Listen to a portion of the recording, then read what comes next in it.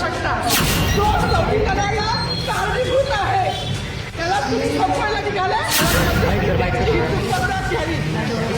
तुम्ही सुद्धा संविधानामुळे आहात.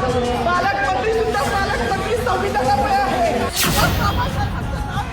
जो संविधानाला कारणीभूत आहे त्याला तुम्ही संपवायला निघाले. पालकमंत्र्यांची फार मोठी चूक आहे मॅडम. माफी मागणार नाही, पण पालकमंत्र्यांची चूक पत्रात घ्यावी.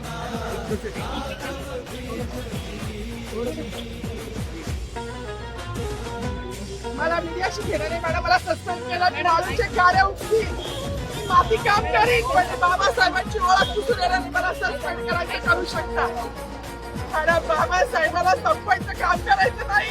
26 जानेवारी 15 ऑगस्ट मध्ये मी नाही मानत. लोकशाही मॅडम, तुम्ही सुद्धा संविधानामुळे आहात. पालकमंत्री सुद्धा पालकमंत्री संविधानामुळे आहे.